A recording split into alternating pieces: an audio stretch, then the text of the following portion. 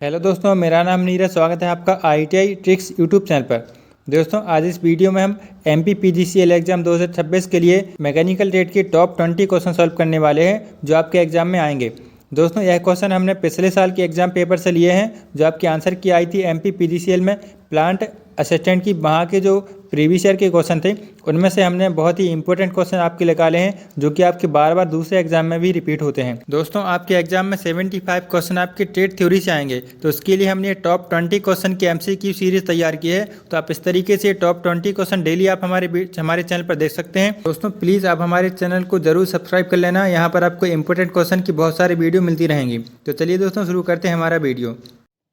पहला क्वेश्चन है, sheet metal के काम में कौन सी धातु बहुत नरम और भारी होती है? तो यहाँ पर आपको बताना है कौन सी धातु बहुत भारी रहती है, नरम भी होती है। ऑप्शन ए में है लेड, ऑप्शन बी है काला लोहा, ऑप्शन सी है एल्यूमिनियम, ऑप्शन डी है तांबे की शीट। तो आप सभी जानते होंगे दोस्तों, जो हमारा लेड होता है वह बहुत भारी धातु होती है, नरम भी होती है। तो इसका हमारा पहले क्वेश्चन का ऑप्शन ए राइट हो जाएगा। नेक्स्ट क्वेश्चन देखते हैं, कौन सी धातु की शीट पानी और मौसम के संपर्क को झेल सकती है? काफ़ी इंपॉर्टेंट सवाल है दोस्तों, बहुत लोग इसमें कन्फ्यूज़न हो जाते हैं। तो वह कौन सी शीट है दोस्तों जो मौसम के संपर्क को झेल सकती है और पानी के संपर्क को झेल सकती है? वह होती है दोस्तों गैल्वेनाइज आयरन शीट। उसको हम क्या बोलते हैं? जस्ती लोहा की शीट भी बोलते हैं। तो इसका हमारा दूसरे का ऑप्शन डी राइट हो जाएगा। अगला क्वेश्चन है, रिवेटिंग ऑपरेशन में ड्रिफ्ट का उद्देश्य क्या है? तो ड्रिफ्ट का काम क्या रहता है दोस्तों? रिवेट करने वाले छिद्र को एक सीध में लाने के लिए हम ड्रिफ्ट का उपयोग करते हैं। तो इसका हमारा तीसरे का ऑप्शन सी राइट हो जाएगा। चौथा क्वेश्चन देखते हैं, रिवेटिंग में एक्स के रूप में चिन्हित भाग का नाम बताइए। तो यहाँ पर आपको जो चित्र दिखाया गया है रिवेटिंग करते समय, यह कौन सा टूल्स है? इसको हम बोलते हैं दोस्तों फुलरिंग टूल्स बोलते हैं। तो हमारे चौथे का ऑप्शन डी राइट हो जाएगा। और यहाँ पर एक दोस्तों ऊपर यहाँ पर जो दिख रहा है यहाँ पर लगा हुआ है, एक ऐसी टूल्स यहाँ पर लगा रहता है, तो उसको हम क्या बोलते हैं? कॉल्किंग टूल बोलते हैं। तो इसका हमारा चौथे क्वेश्चन का ऑप्शन डी राइट हो जाएगा। अगला क्वेश्चन देखते हैं, कौन सा हथौड़ा रिवेटिंग के लिए उपयुक्त है? तो सभी जानते होंगे दोस्तों, काफ़ी इजी क्वेश्चन आपसे पूछा गया है। रिवेटिंग करते समय हम किसका उपयोग करते हैं? बॉल पिन हैमर का उपयोग करते हैं। तो इसके हमारा पाँचवें का ऑप्शन बी राइट हो जाएगा। अगला क्वेश्चन है, शीट मेटल के कोने पर कौन सा नोच 45 डिग्री के कोण पर काटा जाता है? तो 45 डिग्री पर दोस्तों कौन सा नोच काटा जाता है? तो वह होता है दोस्तों स्लैंट नोच, उसको हम बोलते हैं। तो इसका हमारा ऑप्शन बी राइट हो जाएगा। और स्क्वायर नोच कितने पर रहता है दोस्तों? वह 90 डिग्री पर रहता है। अगला क्वेश्चन है, शीट धातु के दो किनारों को एक साथ जोड़ने द्वारा बनाए गए जॉइंट का नाम क्या है? तो दोनों शीट धातुओं को हम एक साथ जोड़कर जो जॉइंट बनाते हैं दोस्तों, उसको क्या बोलते हैं? उसको सीम बोलते हैं, सीम जॉइंट। तो इसका हमारा सातवें का ऑप्शन बी राइट हो जाएगा। अगला क्वेश्चन है, पाउडर के रूप में सोल्डरिंग के लिए इस्तेमाल किया जाने वाला फ्लेक्स कौन सा है जो गर्म करते समय वाष्पित हो जाता है? काफ़ी इंपॉर्टेंट सवाल है दोस्तों, बार बार एग्जाम में रिपीट होता है और आपसे ये आगे एग्जाम में भी पूछा जा सकता है। तो इसका हमारा दोस्तों क्या हो जाएगा? अमोनियम क्लोराइड इसका राइट आंसर हो जाएगा, जो पाउडर के रूप में उपयोग किया जाता है और ये वाष्पित भी हो जाता है। तो आठवें क्वेश्चन का हमारा ऑप्शन डी राइट हो जाएगा। अगला क्वेश्चन देखते हैं, इस सीम के प्रकार का नाम बताइए। तो यहाँ पर आपको कौन से प्रकार का सीम जॉइंट दिख रहा है? ये हमारा होता है दोस्तों कौन सा? लैप सीम होता है। तो इसका हमारा ऑप्शन ए राइट हो जाएगा। 10वां क्वेश्चन है, रिवेटिंग के सिरे के प्रक्षेपण से बचने के लिए किस रिवेट का उपयोग किया जाता है? तो रिवेट का जो हेड रहता है दोस्तों, तो हेड को बचाने के लिए हम किसका उपयोग करते हैं? तो वह होता है दोस्तों कौन सा? काउंटर सिंक हेड रिवेट होता है। तो उससे क्या फ़ायदा होता है? जो हमारा जिस भी धातु पर हमें रिवेटिंग करनी है तो वह उसके अंदर ही चली जाती है, मतलब थोड़ा नीचे घुस कर चली जाती है। इस तरीके से कुछ होती है, यहाँ पर मैं चित्र बना कर दिखाता हूँ। इस तरीके से ये रिवेट रहती है। तो ये जो यहाँ पर आपको थोड़ा दिख रहा है ना मुड़ा हुआ, तो वह एकदम फ्लैट हो जाती है। तो ऊपर उसका हेड नहीं दिखता है, तो उसमें कोई भी विरूपण नहीं हो सकता है। तो इसका हमारा ऑप्शन डी राइट हो जाएगा, counter sink head rivet. Next question देखते हैं दोस्तों। 11वां क्वेश्चन है, बंकिंग से बचने के लिए रिवेटिंग के बीच न्यूनतम दूरी क्या है? तो रिवेटिंग के बीच दोस्तों कितनी दूरी हम रख सकते हैं? पहली रिवेट जैसे ही हम लगाते हैं तो पहली रिवेट से दूसरे रिवेट तक की जो दूरी रहती है दोस्तों, वह हम कितनी रखते हैं? वह रखते हैं दोस्तों 3D रखते हैं। जितना भी इसका व्यास रहेगा रिवेट का, तो रिवेट के व्यास से 3D दूरी हम रखते हैं। तो उसको हम क्या बोलते हैं ये। तो इससे क्या होगा, जो भी मतलब जो प्लेट है वो फटेंगी नहीं बीच में से, ठीक है। पास पास लगा देंगे तो क्या होगा, प्लेट फट भी सकती हैं। और दोस्तों एक और सवाल पूछा जाता है कि किनारे से कितनी दूरी रखी जाती है। तो पहली रिवेट जब हम लगाएंगे तो किनारे से कितनी दूरी रखते हैं, वह रखी जाती है दोस्तों 2D रखी जाती है। तो इस हमारे 11वें क्वेश्चन का ऑप्शन सी राइट हो जाएगा। अगला क्वेश्चन है स्टेनलेस स्टील के गैस वेल्डिंग में किस प्रकार के फिलर छड़ का उपयोग किया जाता है।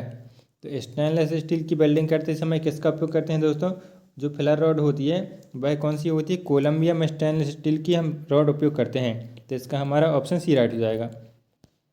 नेक्स्ट क्वेश्चन देखते हैं, इस गैस वेल्डिंग दोष का नाम बताइए। तो यहाँ पर आपको कौन सा गैस वेल्डिंग दोष दिखा रहा है। बहुत सवाल दोस्तों ये गैस वेल्डिंग के डिफेक्ट से संबंधित पूछे जाते हैं।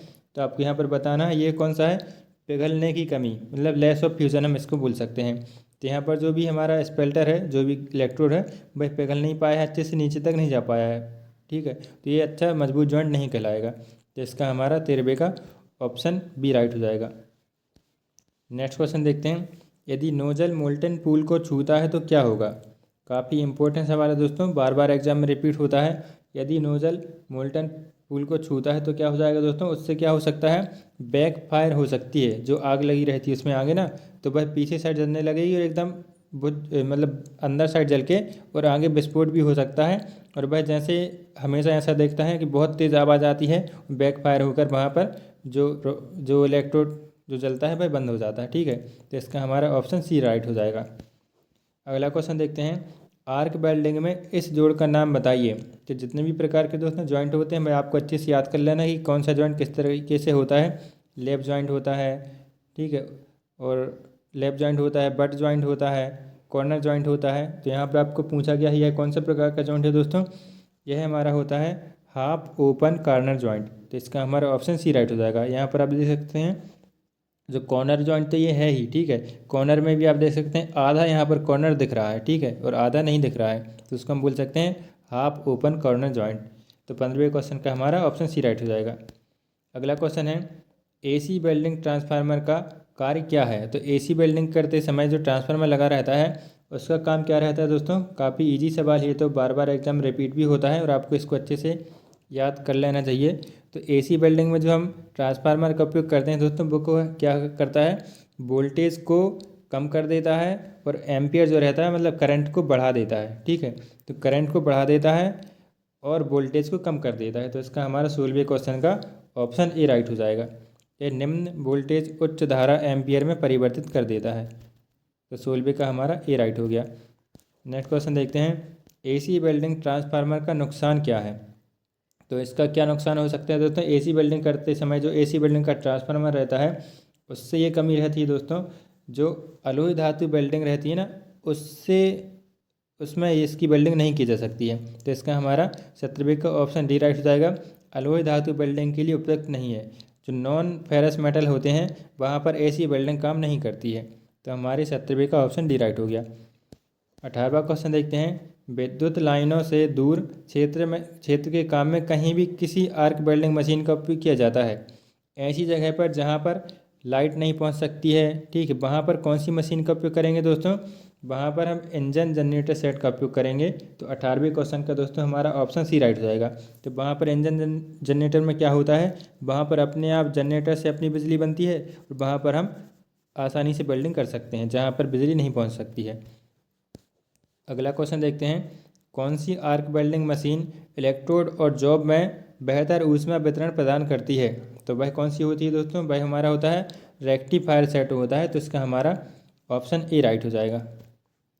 लास्ट क्वेश्चन देखते हैं, एसिटिलीन गैस पर सिलेंडर पर किस रंग का पेंट होता है। बहुत इजी सवाल है दोस्तों, एसिटिलीन पर कौन से रंग का पेंट रहता है, तो वह होता है दोस्तों मैरून कलर का होता है एसिटिलीन पर।